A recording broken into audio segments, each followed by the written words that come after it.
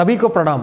बहुत स्वागत है आपका हमारे weekly analysis series power corridor में। आज के इस एपिसोड में बात करेंगे तमाम उन राजनीतिक मुद्दों की जो सुर्खियों में बनी रही। सबसे पहले बात करेंगे उत्तर प्रदेश की राजनीति की। उत्तर प्रदेश में सारी पार्टियां ब्राह्मणों को रिझाने में व्यस्त हैं। फिर बात करेंगे झारखंड की। झारखंड में भी एक बड़ा मैसिव स्टूडेंट प्रोटेस्ट सामने आया है। फिर बात करेंगे इंटरनेशनल रिलेशंस के एक बहुत महत्वपूर्ण टॉपिक पर, जहां पाकिस्तान, सऊदी अरेबिया और तुर्की ने एक मेजर सिक्योरिटी एग्रीमेंट साइन किया है। अब चर्चा करते हैं उत्तर प्रदेश की। 2 दिन पहले समाजवादी पार्टी प्रमुख आदरणीय अखिलेश यादव ने ब्राह्मण सम्मेलन किया है। जनेश्वर मिश्रा की जयंती के समारोह में ब्राह्मणों का एक बड़ा सम्मेलन सामने आया। भीड़ अच्छी खासी थी।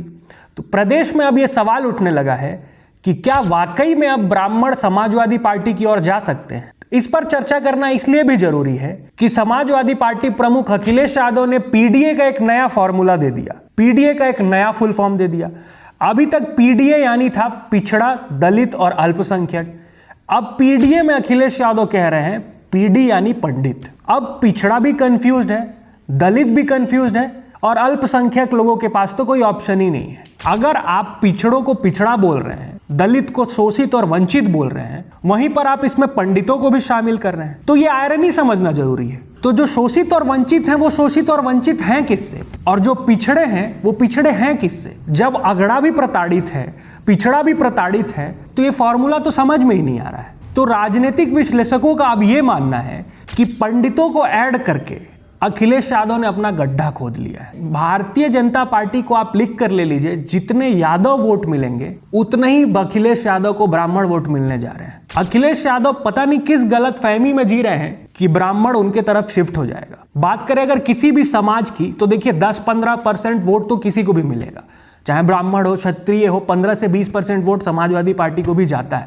लेकिन अगर 65 to 70% से अधिक किसी भी समाज का वोट किसी पार्टी को जाता है तो ये उनके कोर वोटर माने जाते हैं। और ब्राह्मणों को भारतीय जनता पार्टी के स्थापना के समय से उनका कोर वोट बैंक माना गया है। ब्राह्मण एक बार बस भारतीय जनता पार्टी से अलग हुआ, मायावती के साथ गया, मायावती की सरकार बन गई। आज की स्थिति में मायावती भी ब्राह्मणों को रिझाने में व्यस्त है, अखिलेश यादव भी ब्राह्मणों को रिझाने में व्यस्त है। एक नैरेटिव ये बनाने का प्रयास जरूर हो रहा है कि ये ठाकुरों की सरकार है। योगी आदित्यनाथ एक जातीय विशेष की ही बात करते हैं, लेकिन उत्तर प्रदेश की जनता ये जानती है कि योगी आदित्यनाथ जैसे प्रखर वक्ता और फायर ब्रांड हिंदुत्व लीडर आज देश में कोई नहीं है। आज भारतीय जनता पार्टी की क्रेडिबिलिटी योगी आदित्यनाथ से यूपी में जुड़ी हुई है, तो ये कहना गलत नहीं होगा। ये 2017 से पहले नहीं था, लेकिन 2017 के बाद से ही लॉ एंड ऑर्डर के क्षेत्र में, हिंदुत्व के क्षेत्र में, इंफ्रास्ट्रक्चर डेवलपमेंट के क्षेत्र में आदरणीय योगी जी ने जो अपना नाम बनाया है वो आज के समय में अद्वितीय है।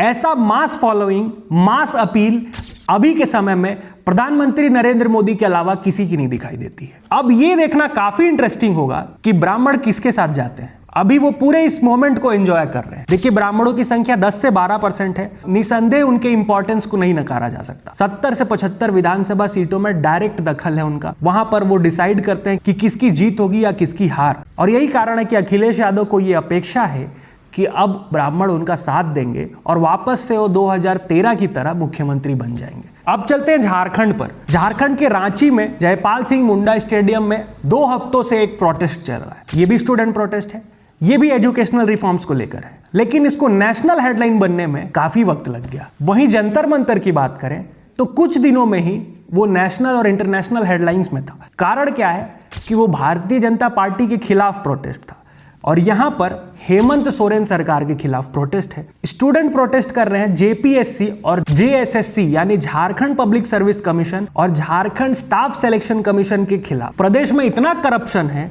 कि पेपर पहले ही लीक हो जाते हैं, गवर्नमेंट पोस्ट पहले ही बिक जाते हैं, 300 में 299 लाकर भी लोगों का सिलेक्शन नहीं हो रहा है। जब ये आक्रोश की बांध टूट गई तब छात्र रांची में उतर गए। लेकिन इस प्रोटेस्ट के बारे में आपने जरूर सुना होगा। आज मुद्दा ये है, आम आदमी पार्टी प्रमुख अरविंद केजरीवाल कहाँ हैं, अखिलेश यादव कहाँ हैं, राहुल गांधी कहाँ हैं। राहुल गांधी छात्रों की गूंज का कार्यक्रम कर रहे हैं, नीट एस्पिरेंट्स के मुद्दे उठाए उन्होंने, सीजेपी के समर्थन में उन्होंने बयान दिया, प्रधानमंत्री आवास के सामने वो लेट गए। अब झारखंड के स्टूडेंट भी ये पूछ रहे हैं कि छात्रों की गूंज का कार्यक्रम झारखंड में होगा?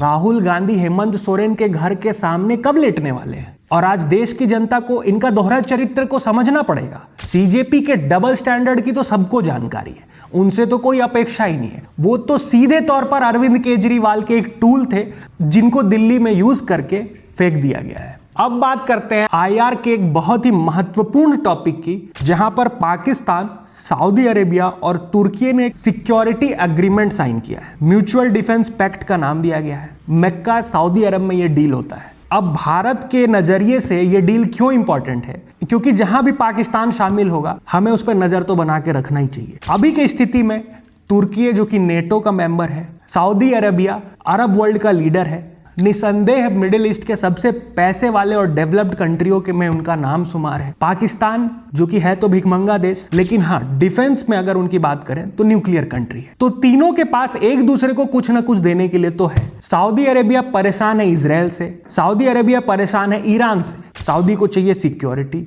पाकिस्तान को चाहिए पैसा, तुर्की को चाहिए मुस्लिम वर्ल्ड में अपना प्रेजेंस। अब भारत को यह देखना होगा कि क्या अगर भारत पाकिस्तान के बीच में कोई क्लैश होता है तो सऊदी अरेबिया डायरेक्ट भारत के सामने खड़ा होगा, और अगर होता है हम अपने मिडिल ईस्ट के रिश्तों को कैसे संभाल पाएंगे और हमारे फ्यूल रिसोर्सेज और एनर्जी रिसोर्सेज को कैसे सिक्योर कर पाएंगे। लेकिन इन सब डेवलपमेंट के बाद भारत को इंडो पैसिफिक में अब और एग्रेसिवली कदम रखना पड़ेगा। इंडो पैसिफिक को सिक्योर करना पड़ेगा।